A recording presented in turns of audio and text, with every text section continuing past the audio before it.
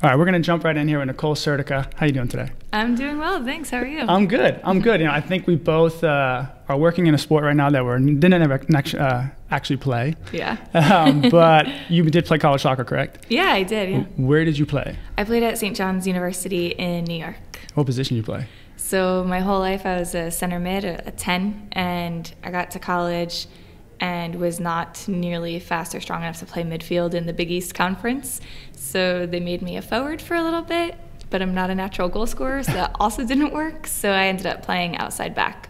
Oh, what, left or right? I played on the left, actually, but I'm right-footed. How'd that work out for you?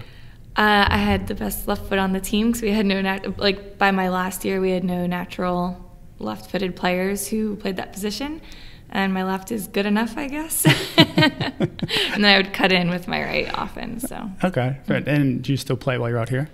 I do every now and again. I play at, there's Venice Beach Football Club, VBFC, and they play futsal right in Venice Beach, right by Muscle Beach. So it's on like the basketball courts there, right by the sand and the ocean. It's really fun. Okay, yeah. I don't play much at all though. Yeah. I do miss it. So when you were a college athlete, one thing we talked about pre-show was your perspective on the setup that's in the environment and kind of what led you down this path of being a PT. Yeah, I always felt really passionate about the fact that there would be players on my team, my teammates who would get injured, and our athletic trainers were always great, but it was one athletic trainer for us, for men's lacrosse, for tennis, and covering multiple sports at the same time. And they were stretched really thin. So then you add on top all of their regular responsibilities, and you add on top of that now a long-term rehab, and it's just too much. It's too much for them to do. And so you end up, it's not anyone's fault, it's just the system that they're in. You can't give your best to a rehabbing athlete because you have to focus on the athletes who are performing and playing. So I got really passionate about, we're Division I athletes, how come we're not getting the best care there is? It's a great point. And so from that perspective, where did you take your career? So I became a physical therapist, and genuinely my only exposure to physical therapy at that point in time was a sports setting or from an athlete's perspective. I had no idea that physical therapists were in hospitals and everything else. So kind of the whole time I was in PT school, I knew that I was going to eventually work in sports. I thought maybe I'd go work in a college somewhere because professional women's soccer wasn't really a thing. So didn't really see that as on my vision board of potential career opportunities. But I just wanted some way to fill the void of where athletes are not getting, high-level athletes aren't getting the resources that they need. It's like, what are some of those resources that you're referring to? So it could be anything really, but predominantly, why are we just focused on getting in the American healthcare system, getting an athlete back to ADLs, right? Why does insurance cut you off after 30 visits when you need a whole year or more? Why are athletes not able to get one-on-one care with a physical therapist? Why are athletes either only seeing an athletic trainer or a physical therapist and never also working with a performance coach or with someone who knows strength and conditioning and can apply that? A rehab is never just one person's job. Nobody can be an expert in everything, and high-level athletes need the best of every aspect of performance and rehab, whether that's nutrition, mental performance, sports psychology, strength and conditioning. There's so many things that they should have available to them that they don't often have. And so that led you to wanted to learn about PT, getting involved with strength and conditioning, and then getting involved with soccer as well, right? You found a niche in the soccer world too. I did, yeah. At first I kind of, I was afraid of the niche a little bit. I didn't want to pigeonhole myself, I guess.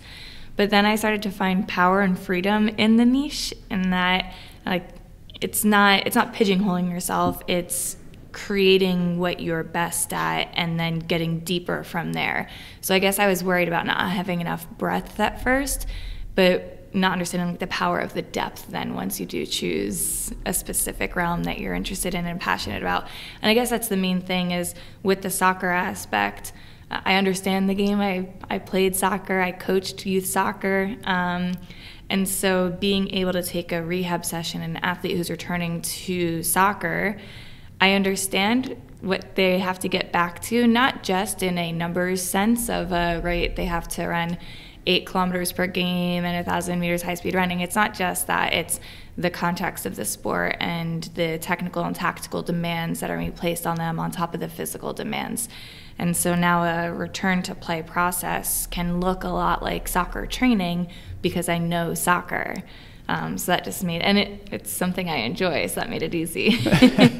Hey, when you enjoy it, it's not really work, right? For sure. And you get to still play a little bit while you're doing it too. Exactly. I would imagine you get to tinker a little bit as you're building that out. Yeah, and actually it was really fun last year working in the NWSL, and a lot of the return to sport, it was me and the injured athlete, or as they're getting contact again. It's a lot of 1v1s, with me, or if I had to help someone get exposed to playing long balls again, it was them and me out on the field. And so that was a lot of fun. I got to hone my skills a little bit more for the first time since college, so that was really nice. I do miss that part about the soccer culture, where it's like if you were the rehab specialist, you were the strength coach, like you were out there playing with the players, which was fun. I mean, they kicked my ass several times. Yeah. Super fun though. On paper, because I know on paper is one thing, and then the reality of what the job was. When you were with the Orlando, I want to say Orlando because it's OL. Yeah. But with the Reign in Seattle, on paper, what was the role? On paper, the role was rehab director. And so that meant overseeing the day-to-day medical care of the athletes. It was overseeing the athletic trainer reported to me. We had a sports dietitian and we had a sports and clinical psychologist and a massage therapist. And then we also had a contracted chiropractor who would come in occasionally. And so all of those people, I was kind of in charge of setting up the player care and then working alongside our performance director, which is a misnomer because he was really everything, right? He was the strength and conditioning coach, sports scientist, on field for all healthy athletes, doing pregame warm-ups and everything else. So working alongside him, but everything that had to do with player care and health. So that's on paper. Yes. So that sounds all rainbows and butterflies. Yeah. What was the cold hard truth though? Was that it was a lot more than that. There were a lot of times that, we had one equipment manager. So some days where she had to go to the field early or stay late, I'm doing laundry, or I'm helping her hang up jerseys before a game, or our team admin needs help picking up the rental cars when we land. So I'm going and driving a minivan full of players back from the airport to the hotel. You show up in a place and the bus, for whatever reason, doesn't show up, or they send you an 8-person limousine instead of a bus for an entire team of people. And so it's helping to problem solve. It's the day of the morning of a semifinal game and the field is waterlogged, and the grounds crew consists of 3 people who work in baseball and not soccer. And so it's you and the athletic trainer going out and helping to literally blow water off of the field and using mattress toppers from Home Depot to soak up water and wring it out on the side of the pitch. So you end up playing a lot of hats, especially during the season I was there. A lot of COVID protocols in place and being the COVID safety officer. So a lot of different roles. So you just casually mentioned in that whole story of what the job actually was, had a limo once showed up instead of a bus. Yeah. What happened there? So I guess the bus company had the date wrong. What actually happened is they had the year wrong. So there was no bus coming for us. So our team admin called up the company and was like, hey, where's the bus? What's going on? And they realized their error is that they had written 2020 instead of 2021 or whatever it was. So they never dispatched a bus to us. So they're like, well, we've got a guy in the area. We'll send him to you. It ended up being literally like an 8 to 12 person party bus that they hadn't cleaned from the previous ride. And now, again, this is height of COVID protocols and restrictions. It's like, there's no way first of all, players won't fit. So, and also there's no way we're letting them get in there. So we had to send all of the players to the hotel in Ubers, and we took all of the equipment. It was head coach, assistant coach, goalkeeper coach, myself, team admin, equipment manager, and athletic trainer, just loading all of the equipment into this party bus that had like glow sticks hanging from it, and then trying to get everything to the hotel. That's one of the better stories I've heard behind the scenes. Yeah, that was a fun one. And this is like, just to remind ourselves here, like, this is professional women's soccer. I had to remind myself of that often. You know, like, this is the top tier of this sport in this country, outside of the U.S. women's national team. And you have a dirty party bus with glow sticks showing up. Yes. What other, right? Like, because let's back this up, right? Because especially nowadays with the college setting having the NIL, and then also I would imagine a lot of women's soccer players in college that do make it to the pros are coming from Power 5. Yeah. So is it fair to say that some of them actually took a step back in facilities and setup compared to what they were getting at the college level? So another thing that I had to do in my role was I ordered all of the gym equipment. Now, our gym was a rented classroom in a local high school that had no windows. It was a standard classroom. And because we were renting it, we weren't allowed to make any permanent changes to it.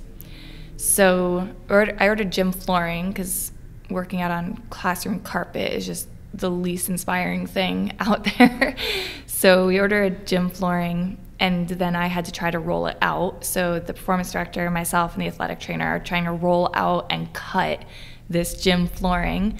Now, we couldn't glue it down in any way because that was a permanent change that we weren't allowed to do. So the gym floor would constantly buckle and shift, and I would always be like rolling it out again every couple of gym sessions. And so being in the gym with these athletes where we had one squat rack, this gym floor that was a trip hazard, to be fair. We had like the bare necessities of what we needed. Like we could do it effectively, but knowing that they came from like top schools in the country, that for sure was a step back for them. Like the facilities that they've had in college are far and above what most of them will ever have in the NWSL in today's world. That's got to be a tough sell, because now I would imagine if I'm in their shoes, it might make sense to stay in for the 4 years. I don't know if that's like popular. Do the women leave early? It's getting more popular now for them to either leave after 1 year or just not go the college route at all. There's some players so I guess Lindsay Horan was probably one of the first ones who did that, just went pro without going to college. Sophia Smith either didn't finish college or didn't start it, but there's been a number of players now. So Trinity Robin is a good example of just going pro right away. So I think there's a number of players now that are starting to do it more and more, but it's definitely not the norm. The norm is still finish 4 years of college. Okay, that makes sense. So then with, right, so they had, I would imagine in college, they had a lot of tech available to them. And I know you are managing probably 9 different hats at this point. Was tech present within the role that you did? Let's break it into 2 branches. We'll consider return to play at one level, and then we'll consider, let's just say, wellness and performance on the other. Wellness and performance first? So one of the first things that I did in the role was recognize our limitations. And so we actually brought on Kitman Labs pretty early on in our process to be like our athlete monitoring system.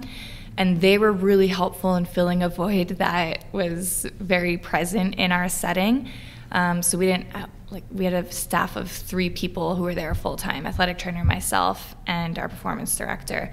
And so having that resource available to us was huge. And so we did have, we had a Nord board that we would use for monitoring purposes. Same thing with force plates that we used for monitoring purposes. That was led by our performance director. And there's the Kitman app that the athletes would log in and do their subjective wellness. RPEs after sessions. So we did have that and were able to monitor it. It just took a lot of time and energy from our staff that didn't take away from what we did with the athletes, but just added to a very long day already. And then on the return to play side also, like the GPS units and heart rate monitors, and any time, so there was a period of time where our performance director had surgery and had to recover from that, and so wasn't able to come into work for some time. And so I quickly had to learn how to cut data from the GPS system. Was on the phone. Actually, U.S. Soccer was really helpful in this scenario. Their sports scientists were on the phone with me, talking me through things. So it was great for my development because I learned so many different skills within a very short time frame, just out of necessity.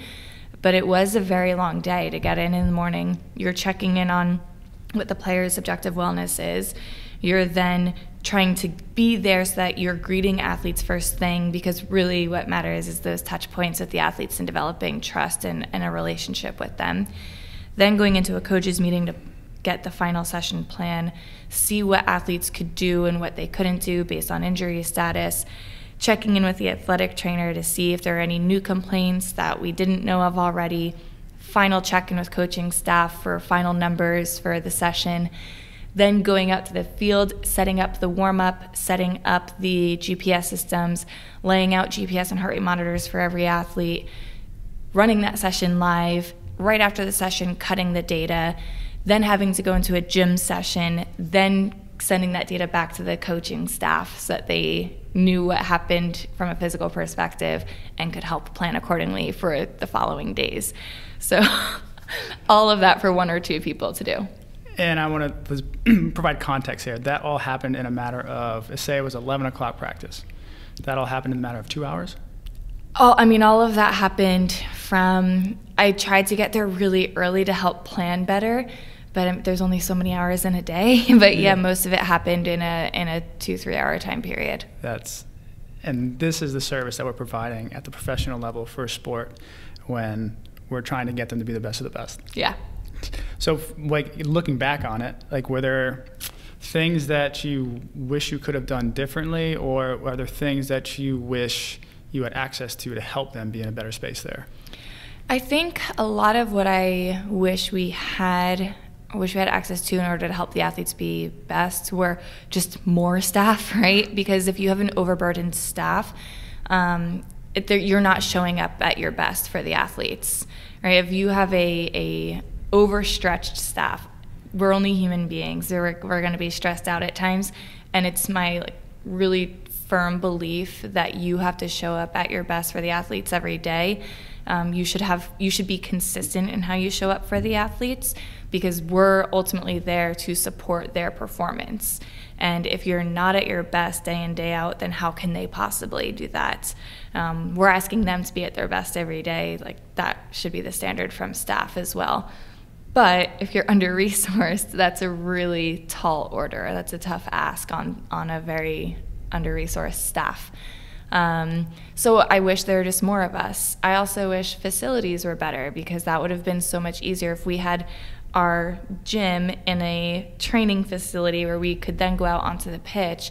It would be a lot easier, whereas now I'm trying to do a rehab session during a team training session, because that's literally the only time of the day that I have to do that now, because I have 12 other things to do before and after. So there are things that probably could have been better, but I think what the staff was able to do with what we had was top level. So I'm proud of that. I just wish we had more resources. Yeah, absolutely. You're not the first story to share that, right? Because how many, unless you are in, let's say, some of the top leagues on the men's side, right? Luckily for me, being in the NBA, resources are unlimited. Mm-hmm. Staffing is unlimited. You need something, we get it done, because ultimately, if we don't get it done, the players have the resources to do it for themselves on the outside. So I remember my short stint in NWSL with Orlando, and I remember the exact same thing. It's how do you transition the high-level care that the men are getting and then provide it for the women, which is it's growing, but it's still not there yet. For everything that you just shared, as there's no way you can compare apples to apples here, right? Between the men's and the women's professional leagues. Yes, and that's really frustrating. I would imagine, right? And it's like, what do you think of the next steps to get there are? I think you have to invest in the staff, because what happens is there's a high rate of staff turnover year to year because you're under-resourced, so you're overstretched, and also you're not being compensated what you can get paid somewhere else, right? And ultimately, that's one of the reasons that I left. And in full transparency, is you can get compensated so much better for the value that you provide. And it's hard to stay in a setting where you're working nonstop for the entirety of the season and not feel like you're being valued for that.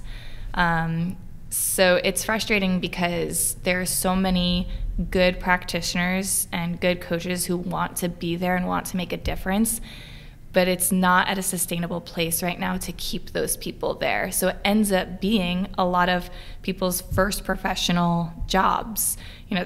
That's true for me. It was my first job in pro sport, and that's fine. But how do you guarantee that you're keeping the best people then? And that's ultimately what the league has to go to. You have to keep the best people so that the athletes get the best support. As a challenge.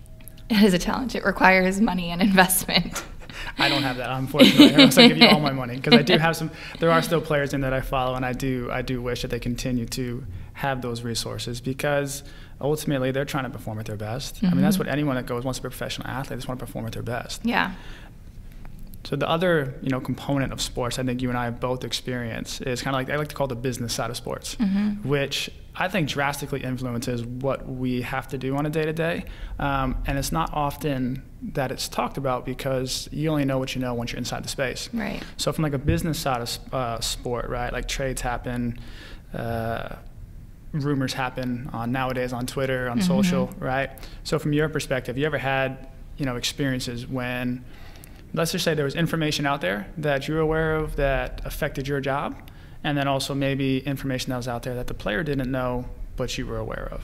Yeah, there were for sure times that we would know that a player was going to be traded, but it's not known to the player yet, or maybe some final contract details are going through, or that we knew a player was going to be coming to us, but the player didn't know that yet from the player who would be coming in. And so ideally you'd be getting information from them and information from their team, but if the details haven't gone through, it's not finalized, then you put that deal in, that potential contract, in jeopardy. So you can't do that from a business perspective. So the gold standard would be everyone's transparent and knows that this is happening. You get all the information you need, because that's providing the highest standard of care, is that you get their full medical and injury history. That almost never gets to happen, because the trades happen last minute, day of, day before. So yeah, there are definitely times that we knew an athlete was either going to be leaving or coming in, but the athlete didn't know yet. And so we couldn't talk about it, couldn't say anything about it. And so if it's an athlete who's currently rehabbing and they're going to get traded, it's really hard to continue that relationship, because you do form good relationships with athletes if you're doing it the right way, when you're spending a lot of time with them during a rehab process. And so to have that information and not be able to share that is tough. It's really hard. But something that kind of always stuck with me was, actually, I think it was a conversation I was having with my husband, where he was like, well, what's being really like patient-centered or athlete-centered, right? Like, yes, you want to tell them because you believe in transparency, but is what's best for the athlete for you to be the person telling them that? Probably not. Like, that's probably not what's best for the athlete. So I was actually being a little bit selfish in my thoughts of like, oh, I wish I could tell them, or I wish they knew this. That's what I want, but that might not necessarily be what's best for the athlete. And so I think just trying to shift that mindset of like, is this what's best for the athlete, or is this just a projection of my desires? And where did you come to with that? I came to like, there's always going to be things where what's best for the athlete sometimes lines up with what's best for the club, sometimes doesn't line up with what's best for the club. Like, sure, it's going to be best for an athlete to stay in a club that has all-star players and coaching that are going to help develop them. But that's not always what's best for the club to move forward. And so I think it can be easy to fall into the mind trap of that, like, okay, the club pays me, so now what's best for the club is best for me, but that's not what's best for the athlete, and thinking that there's like a dichotomy there. But I tried to make a shift in, okay, if the athlete's not going to get playing time here, if the athlete isn't going to really develop here, or if there's an opportunity for them to have that somewhere else, maybe that is what's athlete driven. And so just kind of being more, I guess, flexible in what my mindset around being athlete centered is. That's tough. It's a tough place to live because, right, it's a part of what we do, being in inside sport, because the reality is, like I use this analogy, in a lot of other businesses, your assets aren't people. But in sports, your assets are people. And so it's really hard, like you said, when you develop relationships with these people, when you develop relationships with the players, the people, there's a person behind that, right? Yeah. And it's tough when, like you said, those situations where there may be a rumor, there may be information coming on the pipeline, but you still have to show up and be your authentic self. Yes. Like how did you do that in those times? Like how did you get past that projection inside you, but that still showed up to do the job that day? I think it always just came down to, what does the athlete need from me in this moment, right? And asking myself that regularly and being critical in what my answer to that was. That means you have to be aware of unconscious biases. It means that you have to be aware of what your values as a person are and what means the most to you, and how you authentically show up then. So if you show up and you're trying to be your authentic self, and let's say you fully believe, like I fully believe in transparency, and so there's kind of an inner conflict there of, I know that this athlete's going to get traded. In the spirit of transparency, I want them to know this too, but again, just going back to making myself answer the question, what does the athlete need from me right now? They just need support. And so when they find out that they're getting traded, they might need someone to talk to about it. Then I can show up for them. It's not my job, though. It's not my role to be the person who tells them about that, because that's not what they need. They need to hear that from the coaching staff so that they can ask follow-up questions. Why am I being traded? What's the purpose of this? If I'm going on loan, what do you hope for me to accomplish? Things that I can't answer. And so really I'm just giving them a half-truth. And so now I go back to my value of transparency. Well, if I go and be the person who's like, oh yeah, by the way, I heard this rumor you're gonna get traded, that's not transparency, because that's just a half-truth that I know. That's no more than hearsay and a rumor. Like, yes, it might come from the GM, but it's still just hearsay at that point until it becomes finalized. So I think just being really critical with yourself and having that reflective piece of, is this genuinely what is best for the athlete? And then being aware of your unconscious biases when answering it. And that's tough too, because we all have bias. Yes, but everyone does, but you just have to try to be aware of what they are. And then make sure they don't bite you in the butt in the end. Yeah. So the one thing I struggle with sometimes is when they do get traded, the continuity of care. Right? So let's use a scenario here, right? There's, an athlete may get traded twice in a calendar year, right? For two different teams. Yes, you have communication when that trade goes down, but ultimately, once they're in the hands of another team, they may be on a totally different training program. They may be on a totally different philosophy of what training and health and performance may be. So from that perspective, have you ever faced that challenge? And then two, where do we go to better serve and upgrade the health and performance of the athletes in those situations? If I knew the answer to that would be ideal. Yeah, that has for sure happened, where an athlete gets traded or put on loan, and then when they're on loan, it's different because you still have a level of control over what it is that they do. Can you explain what the difference between a trade, because this really only exists in soccer? Yeah, fair. Trades versus loans. So what's the difference in the context of the sport of soccer, a trade versus a loan? Yeah, so if an athlete goes on loan, they're still owned by your club, but they're playing for another team. So usually that happens on the women's side anyway, in a different league or a different country altogether. in like the Premier League, they can go on loan to another team in the same league, and then you end up playing against your team. And I've never worked in the Premier League, so I don't know how it works in that scenario. But in the NWSL, we've had players go on loan to clubs in France or Sweden or wherever else. And so you still have a level of control over, if there was ever an injury, the first call is our medical team for our club to try to handle that and take care of it and provide care. The athlete can still follow our program. A lot of times we would say, okay, as long as you're hitting, these tick marks, it's all good and you can do what your team is doing. Because we also don't want to isolate them from the team culture. So that's a loan. A trade is this player is no longer on your team, they're fully on another team. So your working relationship with them is done.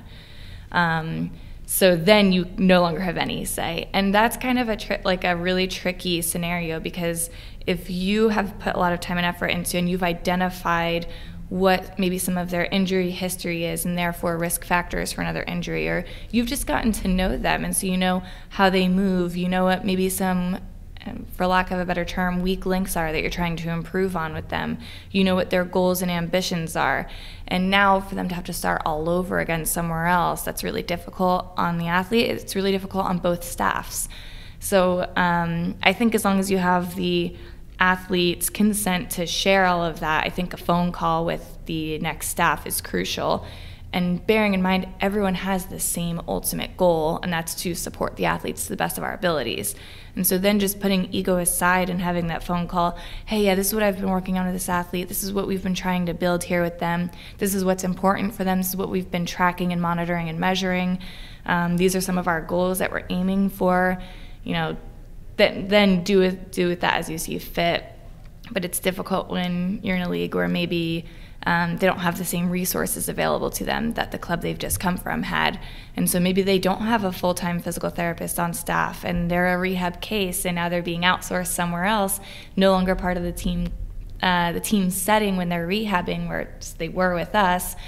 And it's difficult. It's hard. I don't have an answer for it because you're never going to get alignment across all the different clubs. And so I think our role then is just to be aware of that. And when we're working with athletes, know those possibilities exist and prepare them for that as best you can. And what I mean by that is really being athlete-centered in this case and saying the best thing that we can provide for them is education, right? And anything else that we do on top of that, great. Of course, we're going to give them a program that's as individualized as we can, identifying their risk factors and addressing those, but we need to educate them along the way on why we're doing these certain things, what a good way to go about doing that is, what are some alternatives if you no longer have this available to you. That way when they do move on, they have a level of awareness about what it is that they need. I dig it. I'm curious about this though, because I've talked about this with a player or two in the past, right? So like in the sport of soccer, in order to be a head coach, you have to have a certain licensure, right? In order for us to be a PT, you have to have a certain licensure, right? So the thought is, well, because players get traded so often, or there's a lack of continuity of care, what if the league adopted a philosophy or school of thought that, hey, these are the standards that every team must go through from let's say a medical eval, PT eval, performance eval. And so I have two questions on this one with you, or your perspective, because I'm just curious because this thought comes up a couple times. Like one, is it feasible, right? From just like, hey, like could we logistically get this done? But then two, like the business side of all these different philosophies out there and what people believe in and their likes and dislikes, is it even worth the time? Yeah, and then another like sub question to that would be like, if there's different commercial contracts with the club and a brand and they want to use all their products and no other club is doing that, right? Like that's a whole other aspect of it too. I think that on a basic foundational level it is feasible and should potentially be something we aim for. I know like in the NWSL at least, there are certain standards that the league tries to implement in terms of who you hire for certain positions, and that standard does keep increasing year after year, so that's progress and that's good. I do the league also always puts out like, okay, this is what the preseason medical needs to look like, so there are certain things in place. I don't think that you can and maybe even shouldn't try to make everything completely aligned, because then that kind of dampens innovation and growth and development of how you implement performance and health interventions and metrics, right? So if you're going to say across the board, this is how it has to be, and you're uber prescriptive in that, then you're not allowing people to find novel ways of doing things, and you get stuck in the, well, this is the way that we do it, this is the way we've always done it, this is what the league thinks is best. But I do think there can be a foundation level of minimum requirements. What do you think those should be? Oh, that's a good question. From a health perspective, there obviously needs to be a level of like, is this person medically healthy enough to play, right? And making sure you're screening for that. And I think that the preseason medical does that well. I think I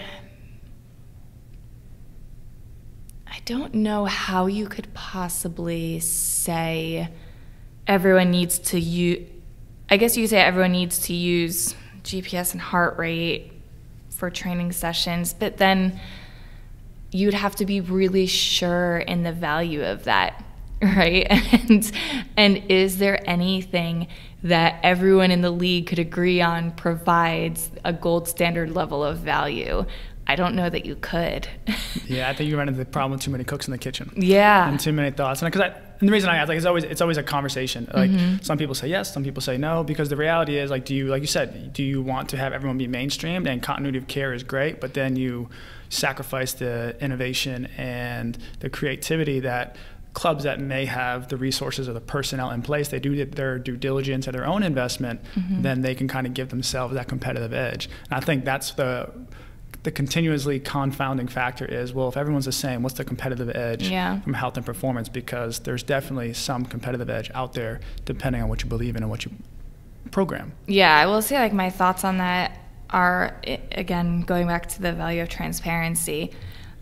If there's something that a club does for like the health of athletes and the medical side that you find to be really helpful in reducing re-injury rates, as an example, or increasing player availability, I think that those things should be shared with other teams in the league, right? I think if you're going to have, like, I know the NWSL and a lot of other leagues have a league-wide medical conference to start off the year or to end the year, and I think that those things should be shared. I don't think that we should try to hoard information on player care and well-being and health as a competitive edge. If there's performance things, like, sure, fine, you can keep that as your competitive edge. But anything having to do with rehabbing or injury management or injury risk reduction strategies even, why would you not share that with people across the board? You know, that to me is, I get the competitive edge aspect of it, but I think we need to separate medical and healthcare from, like, performance advantages. See, that's the altruism in you right there. Because the reality is, like, I'm going to be devil's advocate. That's games missed, days missed. That's true. Right. Which impacts. So if my club can do a better job than you at days missed, games missed, we have more player availability. The coach has more opportunity to put the best roster out there, versus you're unable to do.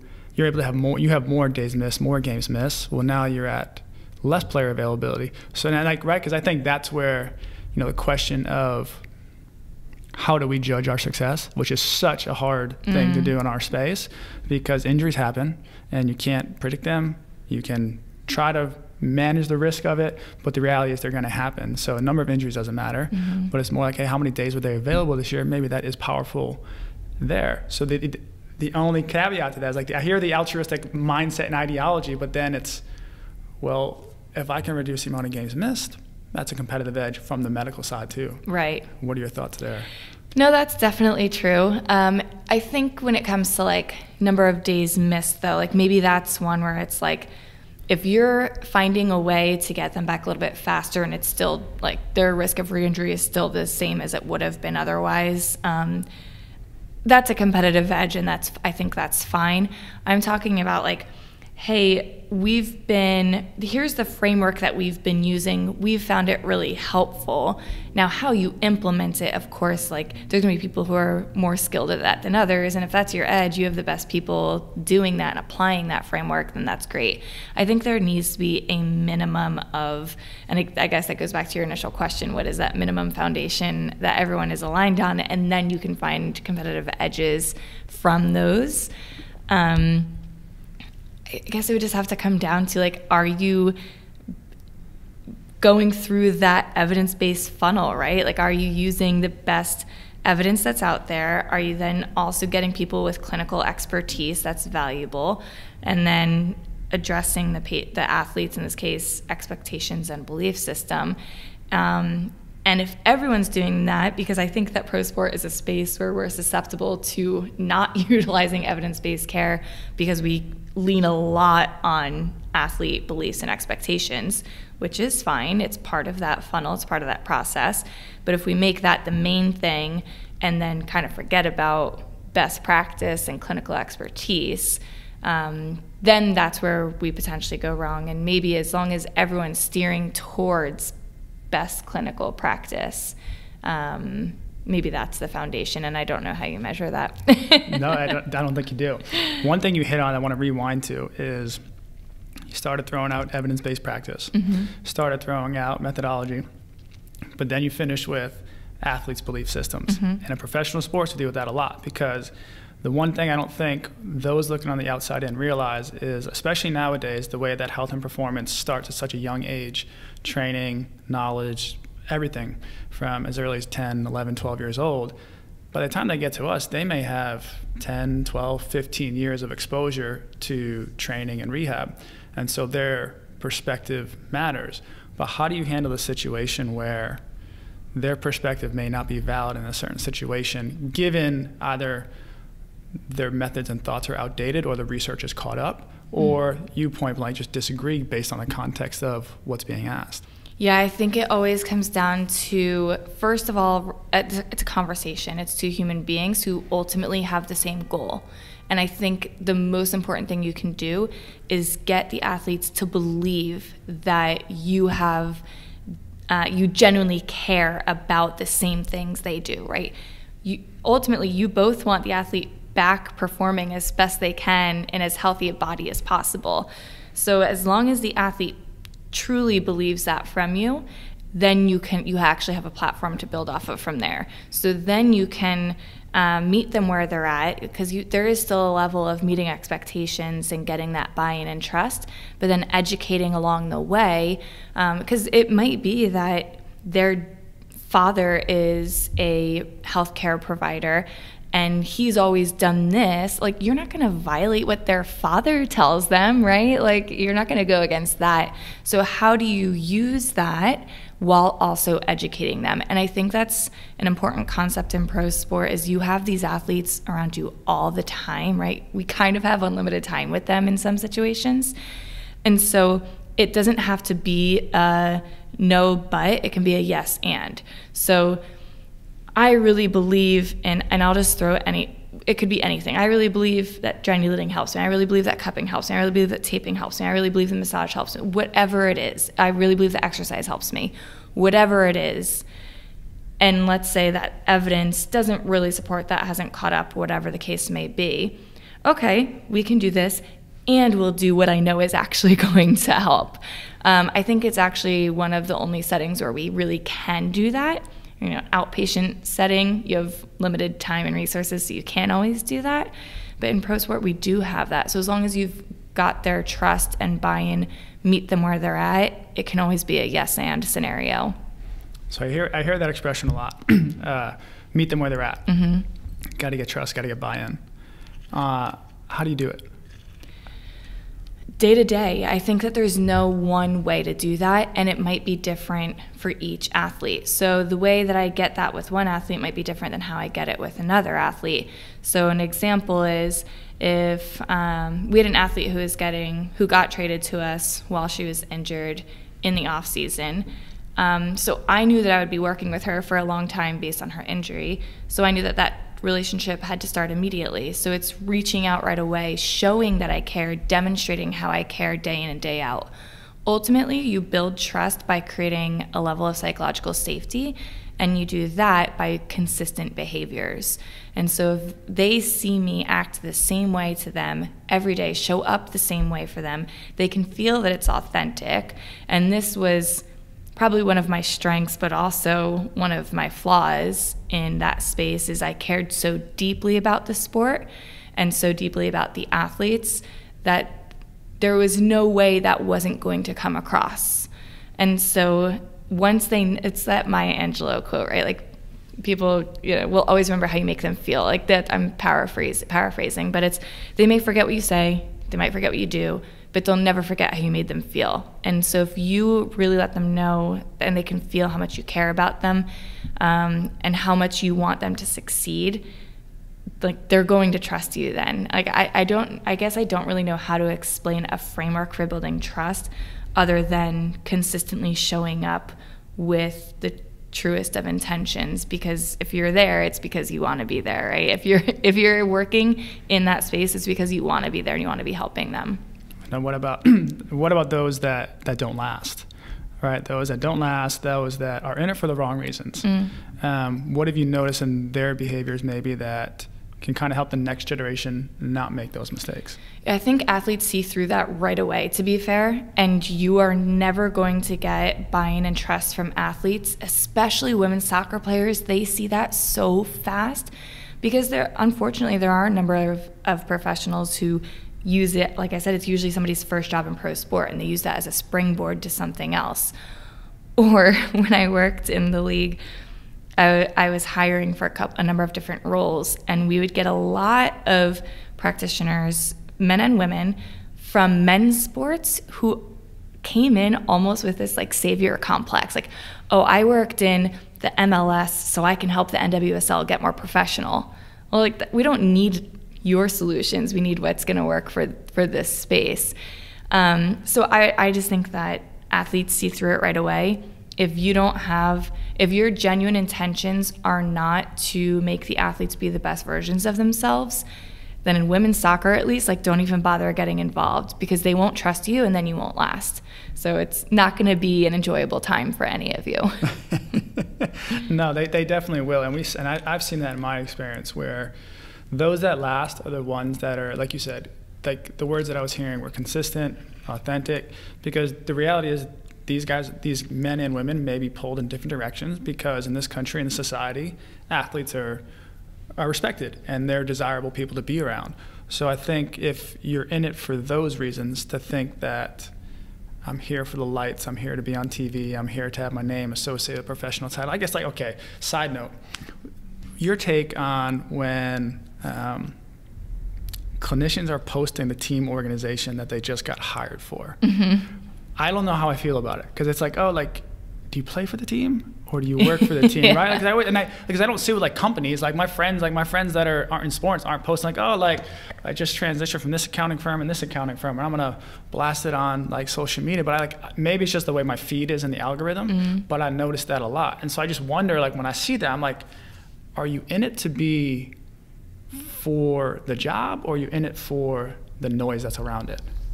It's a good question. I think that maybe those two things aren't completely mutually exclusive. I think that you can be in it for genuine reasons and also have the realistic mindset of most people don't stay in pro sport. You don't stay in the same team for that long. And so job security isn't always there.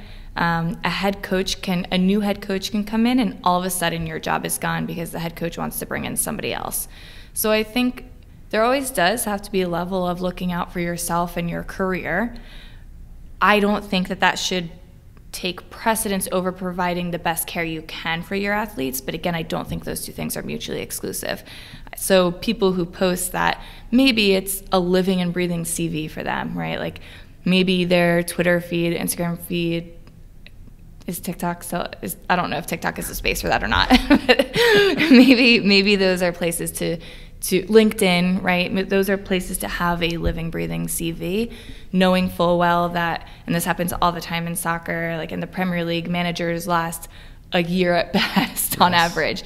And so if you know the chances are a new head coach is going to come in with their own staff, well, you can't be jobless and unemployed for the rest of your career. You have to be able to find another job. So I understand that side of it. I think you just have to be really good and at managing that with making sure it doesn't take precedence over best standard of care. And again, I don't think that needs to be mutually exclusive. That's fair. I like that perspective, because I'm always like, I go back and forth on it. So looking ahead, right, we talked about kind of your space, where you've been, where you've come from, how you've managed the pro sports setting, kind of like looking ahead, right, to the next generation, and also helping those be successful in this space, right? Like one mantra that comes to mind for me, like working with the athlete, is because there's so much noise, like helping them find their small wins, right? So on that note, like, do you feel that you have to constantly help them find their small wins, given that they may not be doing the things they want to be doing because they're hurt, they're not getting playing time, right? Like, you ever find yourself in those situations? Oh, absolutely. And I think like the small wins is huge, especially in a rehab scenario where it's long-term goals are provider-driven. They're provider-centered. We do that because it's our North Star of where we need the program to go. But telling an athlete who just got off the operating table that, hey, in 11 months' time, we're going to be getting you at peak velocity, like, that means nothing to them right now, right? And so you need that because you need to have a long-term plan in place for planning purposes. But the small wins are the short-term goals, are the day-to-day. Hey, you got up out of bed without help today. Awesome, that's better than yesterday. Or, hey, the swelling is down. You have full range of motion back now. You're not using crutches anymore. Hey, we're putting your soccer shoes on today. Like, all of those small wins need to be celebrated for the athlete's sake, because they need those, like I said, those small wins to help keep them going. So I always think that's kind of like what my mindset is. Long-term goals are great, but they're very provider-centered. Short-term goals are needed because they're athlete-centered. I like that perspective, because you're right. We know what we're doing on the long term, but on the short term, all they're seeing is I'm not out there playing. Yeah, I'm separate from what they're doing. And I think helping anyone, not just athletes, but just like anyone in life, help find your daily small wins, just kind of keeps the ball moving forward. Right? Like, do you have a mantra for yourself? I think I think you do. Right? Like, what is yours that keeps you going forward? My biggest mantra for myself that I find myself repeating all the time is calm, consistent, curious. And we talked a little bit before about building trust with athletes, and I mentioned consistent behaviors. And I think on top of that, being calm feeds into that, or being composed could be another word for that. But calm was better flow in the mantra for me than composed. So I think things happen. They're out of our control all of the time. And in a sport like women's soccer, things happen where I'm getting water off of a pitch, a bus doesn't show up, and somebody gets COVID on a 3-week-long away trip, and you have to now manage this. Things happen, like disasters happen, crises happen that you have to manage. If athletes see you react strongly emotionally in those scenarios, they see you react to stress, that is going to impact them. I don't care how far removed you think you are from the athlete, they feel that. If you are stressed and there's tension in the locker room, there's no other outcome other than it affecting the athletes. And so again, being really athlete-centered, you have to have self-management skills in, okay, something happened, take a breath, start getting into problem-solving mode, and stay really calm about it. They can't see you fly off the handle. So that also feeds into consistency, showing up consistently for the athletes so that it develops trust, that they feel psychological safety around you, so that an athlete knows, I know that if I go to Nicole with this, she'll give me this objective feedback, or I know she'll put her arm around me and tell me it's okay and give me some confidence. Or I know that it could be, I know she's going to tell me to get over it, get back out on the field. And maybe that's what they need right now. But either way, they know that they can trust the response from you. So that's what, to me, being consistent is. And then curious is all about, like, you're never going to have all of the answers. The athletes, more often than not, will have the answers. And I think just having a level of humility and staying curious about things, that also feeds into how you interact with other staff. If a staff member makes a mistake or something goes wrong, instead of reacting and placing blame, why did you do that? Like, what were you thinking? So say, okay, what was the context into the decision that was made? And why was that the decision that was taken? Okay, now I'm understanding a little bit more about this scenario. What are some ways that we could have gone about that a little bit better? That also goes into player care and player management, right?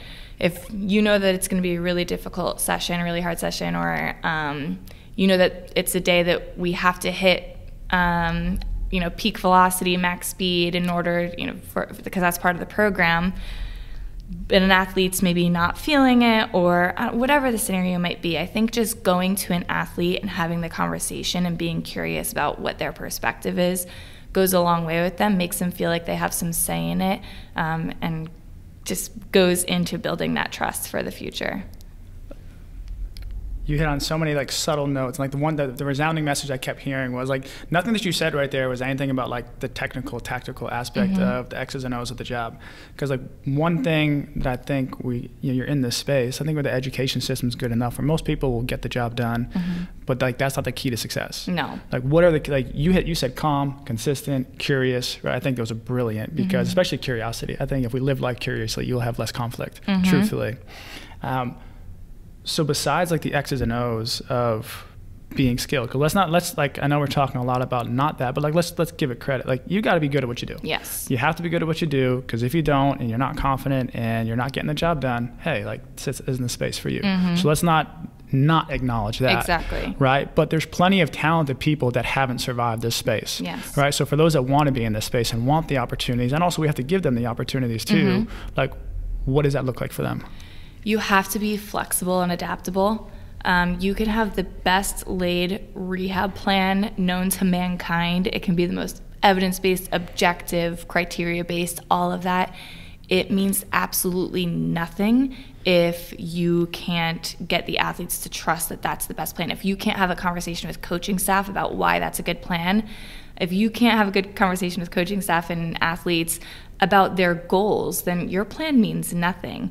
If you aren't adaptable enough to say, hey, well, this was the plan, but now it's snowing, so now we have to train indoors, which means our GPS metrics are not gonna work today.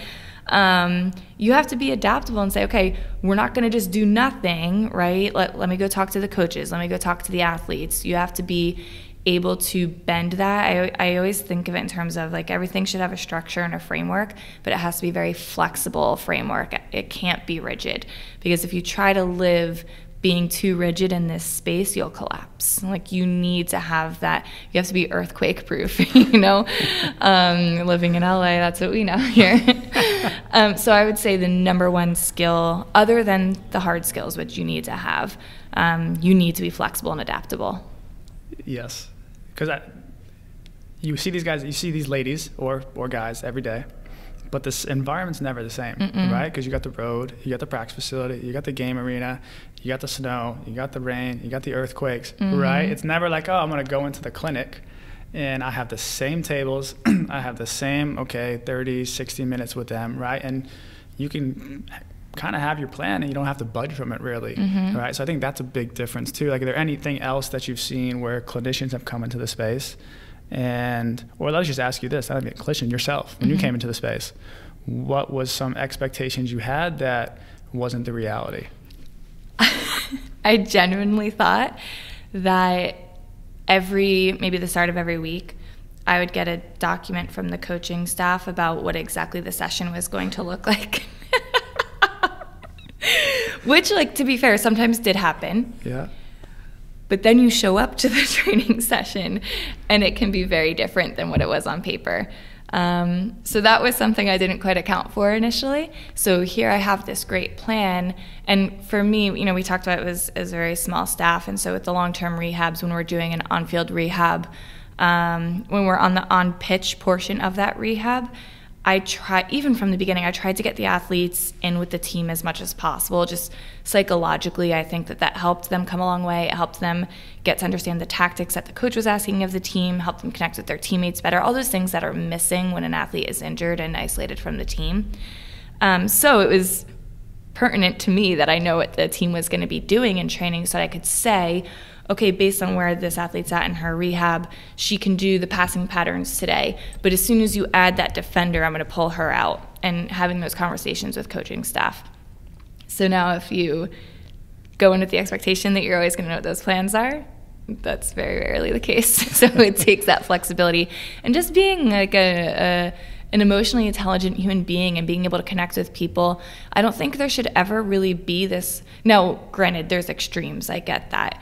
But for most people, most scenarios, there shouldn't be the situation of butting heads with coaching staff because, again, everyone has the same goals. And I think the more that you stress that, then you just see what other people's perspectives are on how you achieve those goals. But baseline understanding that the goals are the same. And so going into a conversation with the coaching staff and saying, hey, we're trying to get so-and-so back so that they're available for this game. What's going on in training today? Tell me exactly what you're planning, and then I can tell you what they're able to do or not do. And that'll change coaching staff to coaching staff, of course, but that was my approach and something I had to change slightly. I get that. Do you ever feel the pressure? The pressure from needing to get someone back sooner, right? Like how often does it happen where you're working on a rehab case and they're almost there? Mm-hmm. Circumstances happen. This player needs to be ready tomorrow. Yeah. Right? There's the pressure to get this person back quicker, right? So it's just like it's this double-edged sword of, yes, the team needs this, but then also what does the health of this athlete need, right? Mm-hmm. How do you balance that pressure? Yeah, I always framed that, again, as a conversation first with the athlete to understand how they're feeling about a situation, what their actual desires and needs and goals are, and also a honest, transparent conversation with coaching staff and any other stakeholders involved, management as an example. And so we did have that scenario where an athlete was slightly underbaked. We could see objectively based on what she had done in training in the weeks prior, where she was modified to some extent, but what she had done was about 70% of her typical match load. So we felt confident enough to say, like, she could probably handle 70% of the game, right? Because she's done that the past 2 weeks in training. And now this is a big game for the player for whatever the contextual reasons are behind that. It's a rival, whatever else. Big game for the player. She is adamant that she's playing in this game. Another scenario that came up all the time was it's a week or two before a national team was going to be selecting players for their next camp. So the player's adamant that they're playing in a game to show that they should be selected for the national team. And so I don't think our job as a medical staff most of the time is to consistently say, if you're the no person all the time, which medical staff, we have to be sometimes, but if you're always the no person, they're never going to trust you. They're not going to come to you. They're not going to try to find solutions with you because they now don't trust that your goals align with theirs. But if you are the yes, they can do this. I'm not saying that she can play 100% of the game, but yes, she can play. And then finding a solution for that. So here's what we think she's prepared for based on what she's done. Here's the risk, right? If she plays in this game, there's always a risk. So let's look at the next 2 or 3 games. Let's look at the next 6 to 8 weeks. If the worst happens, and are you okay with the risk of not having her for these following games? If everyone's okay with that risk-reward ratio, I've done my job in informing them. That's the level of informed consent. I've informed the athlete and the rest of the stakeholders what the risks are, but it's not my job to tell you that your risk-reward ratio is wrong. That's your own personal values and beliefs. I've just told you what the risks are, which I think is our role. It's always a challenging conversation to have, because you want to, I think your perspective on yes you can, like, and not the but, right? Like yes you can, and I love that mentality, because like you said, if you always say no, you don't have credibility with them. It's almost like the boy who cried wolf. Yeah. Right? It's like you're constantly like, I know what I'm going to get from that person. Like, why am I even going to ask or try and work with this person? Because ultimately, I think it's always every conversation is a negotiation, right? Like everything is. Someone's going to get something out of it. You're going to get something out of it too. So I think that perspective is just the truth behind what it really happens. Like, I don't think, yes, there are those moments where it is a perfect scenario where like, hey, everybody is on board. We had the time. We got all the metrics we needed. But then more often than not, it's the opposite. Yeah. And it's that give and take, like how much risk are we? Like what's the context of what needs to happen? But I think ultimately for me, it's most importantly, do no harm. Yeah. And if you do no harm, and then after that, it's just a matter of risk, I think, like you said, it just depends on what the athletes want to take or the organizations want to take. Exactly. And don't get me wrong, there are for sure times that you have to say no Absolutely. For the athlete's best interest. I was really fortunate that the coaching staffs that I worked with were really supportive, really bought in, and I struggled to come up with an example of a time that they just flat out were like, no, this athlete's playing, I don't care what you say. Like that literally never happened with the coaches I worked with.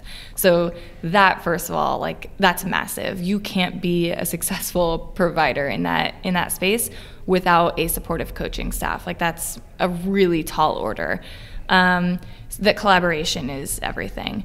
Now there were times that a player had been with their national team for 2 weeks but didn't play, or we felt that they were coming in underbaked, so to speak, or not in a space where they're prepared to handle a full week of training with our team based on what we knew the demands would be, or assumed the demands would be based on what the coaching plan was. So there were times where an athlete wanted to do all of the training session, and I was like, no, you're not going to do. There's no reason for you to do this shooting drill. First of all, you're an outside back. Why do you need to take 25 shots on goal? And we're just a little bit concerned about your risk for getting a muscle injury if you're doing all of this. So you're not going to. Maybe next week. So there were times that we had to say a hard no. But more often than not, it's kind of an understood conversation once you get to the heart of what it is that the athlete wants to do, and they trust that you want what's best for them as well. 100%. 100%. Is there anything else that comes to mind that you want to share? No, I guess I would just say, like, anyone like looking to get into it, like, I feel like I made it sound like it was really easy to have these conversations. Of course, it's always a little bit nerve-wracking to go into a head coach's office and have a conversation about their star player not being able to play in a game. Like, that's always difficult. But that's why I genuinely believe in that calm, consistent, curious. If every day you're doing little things along the way to build those relationships and really showing up for the athletes and the staff on a day-to-day basis, it makes those bigger, tougher conversations easier. You're basically, if you think of like those hard times as a big rock, everything you do on the day-to-day chips away at that a little bit. So when you get to it, it's more like a pebble. I like that. And I look at it for me as like, if the only conversation you have with someone is the bearer of bad news, it's like, well, you're just going to be associated with that. Yeah. I think, if it is just like the simple small talk, saying hello, giving the good news too, like, I love to give the good news, but I think we've both been in a role where a lot of the times we're giving the tough news, which hey, it's part of the job. Yeah. But I think to that point there, if you can find your wins where you can just say hello, build a relationship elsewhere, so that, like you said, that big rock is just a pebble when you do have to deliver it. Exactly. It's inevitable. You're going to have to. All right, let's wrap things up here, because I think you're onto some cool adventures outside of here. With I know you started like the Master of Sport Directorship. What is that? What is that? First of all, what is that about, and how'd you get into it? Yeah. So good question. So one of somebody who I look up to a lot, Chris Morgan, he's physio for Liverpool. He had written asked me to write a guest blog, and then sent me one of his as an example. I still have not finished the guest blog because in that he talked about this Master of Sport Directorship program at Manchester Metropolitan University. I was like, oh, I really respect Chris, and I've always valued his opinion. And so I looked it up and read about it, and then I actually found out that one of the players I worked with, Karen Bardsley, she used to play for Manchester City, and she was on loan to us at Reign, that she had gone through the program. So I call her up. I'm like, hey, can you tell me about this? And like, she just went off about how amazing it is. I do a little bit more research, and so many great people in the field who I respect have done it. So I was like, okay, reached out to a few of them, got some insight, and decided to apply. So Chris Morgan, if you're listening, I'm getting that blog too, but it's kind of your fault because you put me onto this. So the Master of Sport Directorship is, it started off, I guess, geared more towards soccer because that sporting director role looks different club to club, but generally speaking, it's somebody who is there for the longevity and the long-term planning of a club. As I mentioned before, head coaches come and go. And so there needs to be somebody in place for the sake of sustainability in a club. So what happened with Manchester United, Sir Alex Ferguson left and the club went to shambles, right? Because there is nobody there who is the long-term planner of that. And so if you have that person in place, the goal is then you're always looking towards what's going to happen in the future for the sake of the club.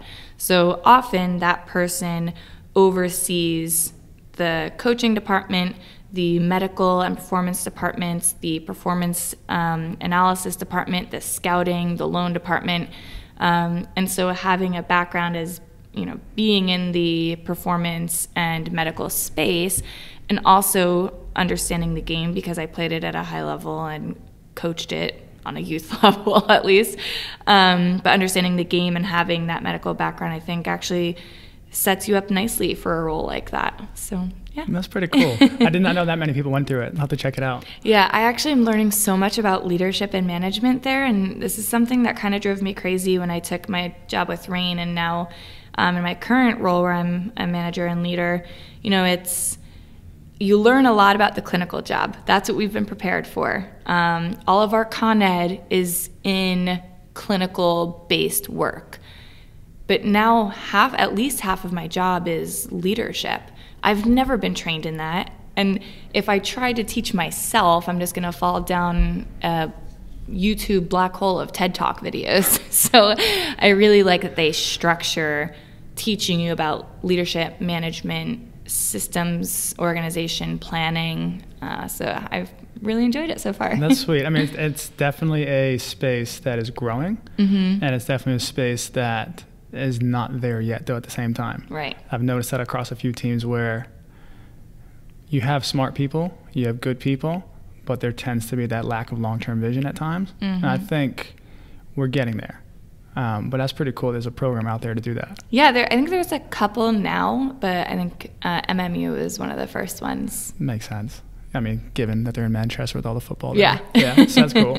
I know you're you're a big advocate for women in sports, and we talked about football for her, women in sport and entertainment. I mean, some programs that are helping those individuals like yourself get an opportunity to go work into sports. Yeah. Like either of those, where can more people find information about those two groups? Yeah, so I would go to Women in Sports and Entertainment. There's an LA chapter, a New York chapter, so you can look at your local chapter, but also look at kind of like the national organization. And they have some leadership courses, some mentorship, also Women in Football. Actually, the CEO of Women in Football spoke to our cohort at Manchester Metropolitan, and so getting to hear about that was awesome. But they have mentorship programs, they have leadership courses, they have networking opportunities. And I think being a female in this space, it's getting a lot better for sure. But I remember how much of a struggle it was for me to get my first opportunity. And the vicious cycle of I knew that I was prepared for it because I had worked so hard to get ready for it that I knew exactly what I was going to do once I got there and how I would operate. It was just a matter of proving to someone else that I was ready, right? I knew I was, but I needed someone to also believe that I was. And so I really enjoy and appreciate organizations like Women in Sport and Entertainment and Women in Football who help provide a little bit more of that training and also the networking. That's pretty cool. We'll put those in the notes for everyone to find some intel on that. All right, we're going to wrap it up. We're going to quick hit questions. Okay. Are you ready? One thing you miss most about being a college athlete? Ooh, the camaraderie. There's nothing like you cannot ever get close to like the emotional highs and lows. I still talk to my teammates almost every single day from college, and I won't say how many years it's been. We'll keep that. Well, that's a little bit of trivia. Yeah, but I miss the daily friendships and the emotional highs and lows. I get the locker room too. Yeah, oh yeah, for sure. Mm-hmm. Pre-game dance parties. What was the locker room jam? This is gonna date me now. Cranked Out Soulja Boy. Oh yes. Oh, that's wonderful. Yes, just classic dances that nobody should be doing. Yeah. What was the hardest fitness drill you had to do in school? So I'm actually pretty good with like we did 120s and like that was kind of fine. Beep test I was fine with. I was good with that. I'm just not quick. So any sprint based actually I'm definitely not powerful either. So like the triple jump, no, I was not good at that. Okay. All right. Last three, right? First word that comes to mind.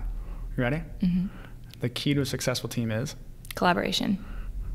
What represents a successful coach or therapist? Collaboration. Deal. Finding small wins leads to? Success, trust, buy-in. Oh, 3 of them. I like that. Awesome. Well, hey, this was fun.